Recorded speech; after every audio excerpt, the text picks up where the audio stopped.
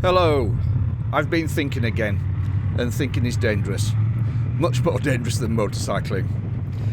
I've been thinking about the thousands of other bikes I've encountered on this long trip that I'm taking through the Alps in Europe. I've seen lots of sports bikes, lots of Harleys and other cruisers, but the style of bike that undoubtedly dominates here is the so-called adventure bike. The BMW GSs, the big KTMs, the Honda Africa Twin, Yamaha Super Tenere, and the other similar bikes offered by other manufacturers. A lot of these so-called adventure bikes I've seen are riding in organised groups along tarmacked roads from one hotel booking to the next, along carefully pre-planned routes organised by companies with adventure in their name, or at least in their marketing blurb. And as a result of seeing this, I've come to think that adventure has become one of the most successful products ever invented. Not adventure motorcycles, not Gore-Tex riding suits and peaked helmets, but adventure itself. Because once upon a time, adventure was something that you experienced. Now, it seems that adventure is something that you buy. Somewhere along the way, we seem to have stopped chasing adventure and started shopping for it. Not because the companies involved in this industry are evil, but just because they're exceptionally good at recognising what people long for. So, before you get your padded riding shorts in a twist and wadded up your crack, understand that this video is really about capitalism. It's about capitalism's remarkable ability to commercialise almost any human desire. What I mean by this is that these days we don't buy motorcycles, we buy identities. Nobody buys a Harley simply for transport, nobody buys a Ducati because it's practical, and nobody buys a BMW GS because it's the cheapest way to commute. We buy stories that help us build a self-identity, and motorcycle manufacturers understand this perfectly. They don't sell horsepower, they sell freedom, escape, exploration, self-discovery, and of course that big important word, adventure. They sell adventure. The motorcycle is merely the physical object attached to that story. If we look back 40 years, and I've been riding for well over 40 years, adventure bikes barely existed. We had trail bikes, we had touring bikes, we had enduro bikes, but now almost everything is labelled adventure. We have adventure helmets with the obligatory peak on the front, we have adventure gloves, adventure boots, even adventure socks, and of course adventure luggage. And we even have adventure watches and adventure coffee mugs. Adventure is now an entire retail category, and that in itself tells us something. So let's have a look at this phenomenon then of adventure motorcycling, because if you're an adventure rider, not only do you have to ride a certain style of bike, but you also have to wear the adventure uniform. You know what I mean? You can always identify an adventure rider before you see the bike. There's the adventure helmet with the peak, there's the Gore-Tex suit, and of course there's the adventure boots. And then when we look at the bike itself, there are certain features that are essential if you want to qualify as a proper adventure rider. So, we have the adventure luggage. As well as the aluminium boxes, you also have to have those small little bags which attach to the engine bars, otherwise you're clearly not a proper adventure rider.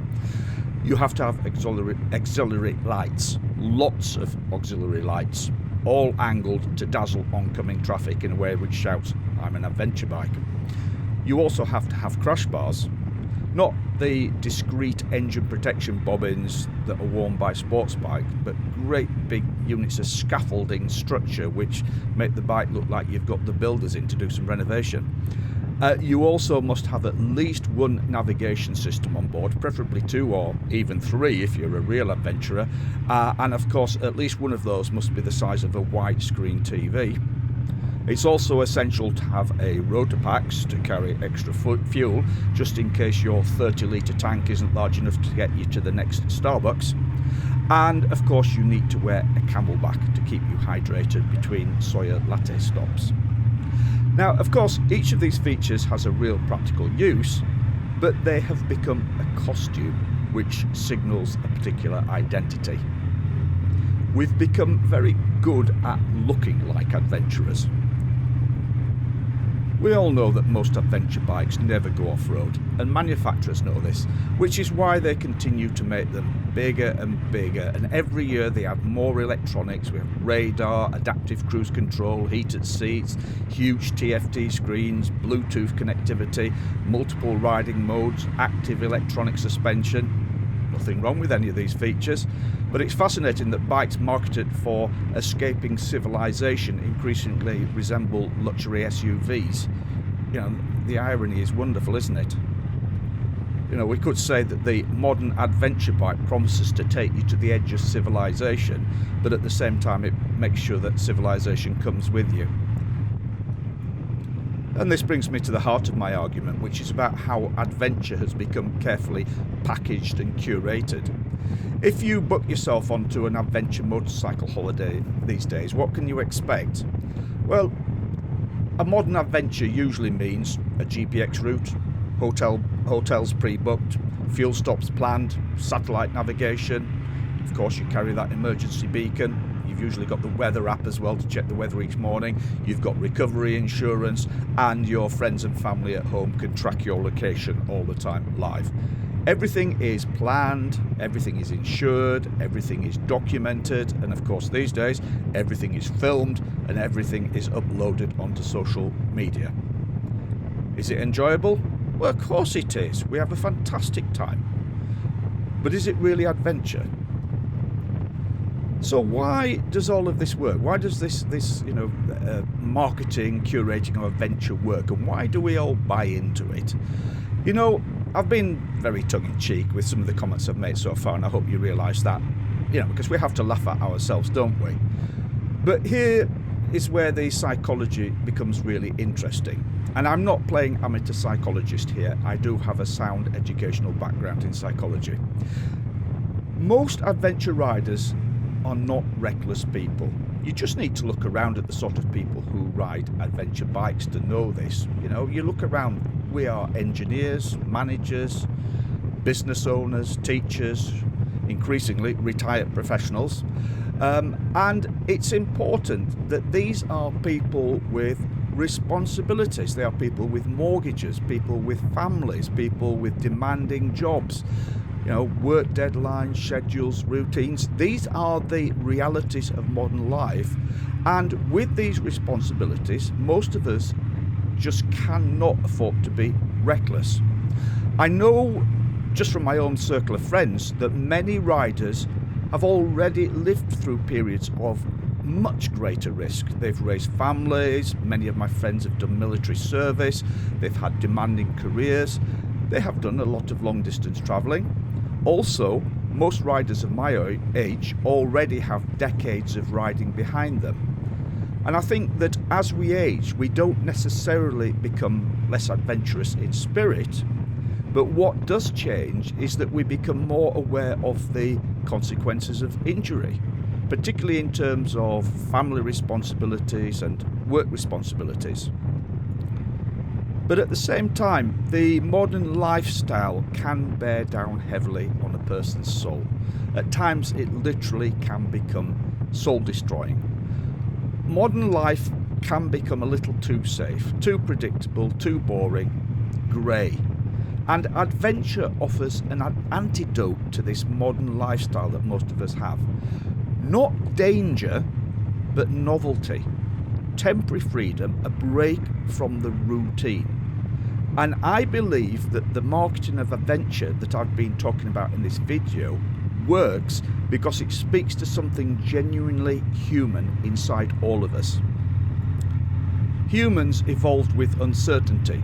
For most of human evolution, our ancestors lived with daily uncertainty about where the next meal might come from, or whether they would become the next meal for some larger predator. Modern life has removed that uncertainty for most of us anyway. And adventure motorcycling gives us a controlled dose of uncertainty. Just enough to feel alive, but not enough to genuinely threaten us. It's like a roller coaster ride. You know that you're safe, but your body still responds as though something meaningful and dangerous is happening. So the paradox is that the commoditization of adventure motorcycle isn't entirely bad.